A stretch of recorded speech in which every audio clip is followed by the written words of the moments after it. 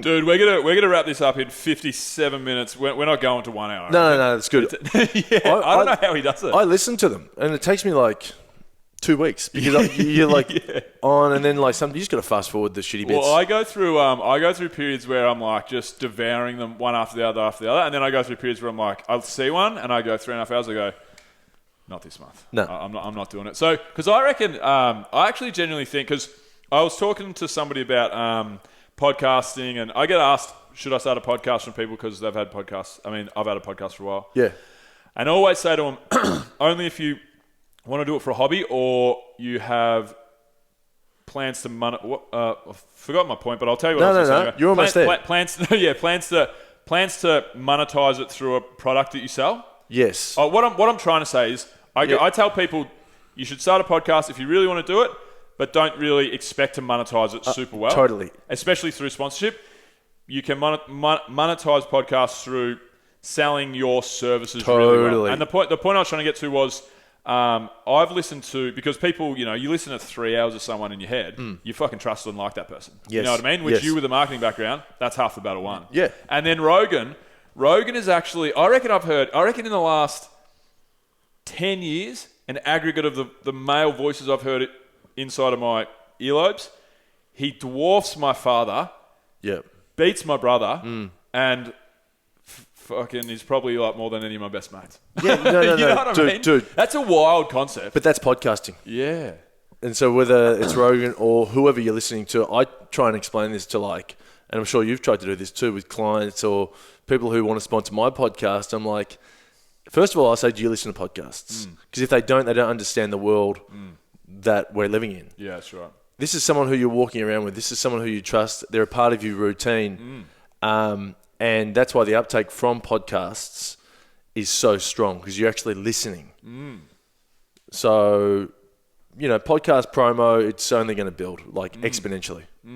Yeah, and it's the realest form of content, Yeah. We've gone through this era of like all of the people that we follow and so forth. They're all celebrities that are, the Brad Pitts and the Johnny Depps and the Will Smiths, all these guys, and LeBron James and Tom Brady and all these people that we've held in such high regard. I actually have a real problem with the whole celebrity kind of culture, but this is the best version of it because it's you can't go on Joe Rogan and hide.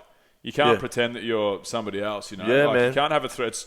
It's just impossible. But that's why I love that, because you get the storyteller comedians because there are so many comedians who aren't funny. Yeah. And you get them off stage and they can't tell a story because a lot of their routine is rote. Yeah. And it's almost like the actor in their own life. Yeah. So you've got to be naturally funny or have, you've got to at least come from a place of honesty. And from there, we're going to find out whether you're funny, and not everyone can do that. So that's a real... Philip or feather in the cap for comedians to show everyone, hey, check this out. It's awesome. And, there's nothing like letting people in. And look, this is like reality TV. It's like proper reality TV without the editing. More real than reality TV. Totally. Think of Big Brother. No, I know, but this is what I'm saying, without the editing. Yeah, without the fucking bullshit, or without playing a role to win a prize. And I think so many... people in the entertainment game are still playing a role once the lights are on. I know so many 100%. Fucking actors who are like pretending to be something they're not, just because they reckon that kind of posturing or angle as a person, as a demographic, will get them more roles. Yeah, for sure. And you couldn't do that really as a comedian. It's going to be a tough slog. Yeah, I'll tell you what's one really interesting thing about that whole thing you said about, proving that you are actually funny.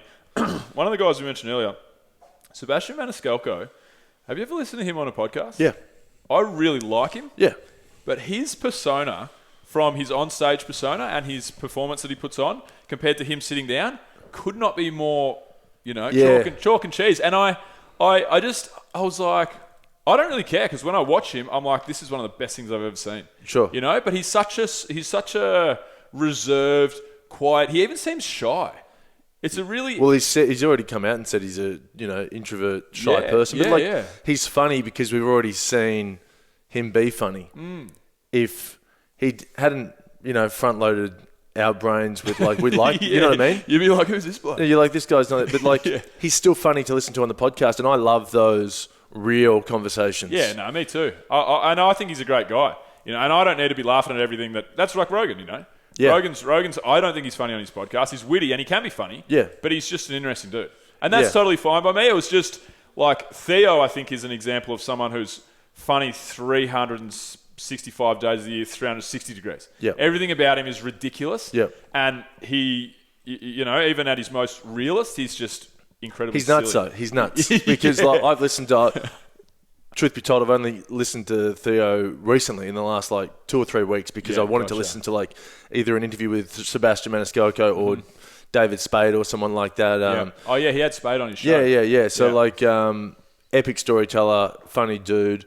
So then I'm listening to Theo, and Theo's funny, but he's got so much to work on. As we all do, you've got to be working to get better and better. But I think he can be so much better in other areas, but he's great with his unique storytelling, and he really plays his forehand there. He's unique. He's definitely unique. Do you know what I mean? But I want to see his stand-up. I'd love to see more of his stand-up because all those guys, they get out a lot. They get out every night, and they've got their little crew. Theo Von's out with... That's a solid crew over dude, there. And that makes it so much more fun. Whenever I'm doing gigs and I'm doing it with buddies, it's fucking awesome. Because it doesn't... Fun. Yeah, it doesn't Because matter. I listen to all their podcasts. D'Elia, Rogan... Shaw and Callan, Theo Von, and that crew, because you know Andrew Schultz, the comedian? Yeah, I don't know him personally, but I'm now coming aware. He's coming in your path, So I've listened to Andrew Schultz a little bit. He's from New York, and he always talks about how he's fucking spewing he's not in LA. Oh, really? Because he'd be part of that clique. Their whole, all that little comedic group, their whole brands have just built each other's brands. Sure. And just blown it all up. Yeah. And it's been, and Tom Segura and, all those guys too. They're Rogan's mates to a big degree, but to a lesser with the other guys. But, I reckon it'd be great fun, like you said, but it's also great to piggyback off each other and help each other grow. Oath, man. Because that's what you would have done a lot coming up through the Nova ranks and stuff, right? Because I was looking on your website and whatever earlier, and I saw yourself rubbing shoulders with the Ed Cavaliers and the guys that did the castle, that creative team. And Working Dog, Working Dog guys and Husey and Kate. That would have been great because the whole Nova and Melbourne comedy community is pretty tight, right? In a similar way. Definitely. You've got to leverage from people and comedians in different ways. You leverage in knowledge and learning, but also in audience. Yeah, for sure. And then you've got to try and parallel those audience leverages into the right platform, which is interesting because a lot of the people who you just mentioned are not on Instagram. I mean, Husey is, but the other guys aren't. They're no, you're right, they're way off it. They're barely on Twitter.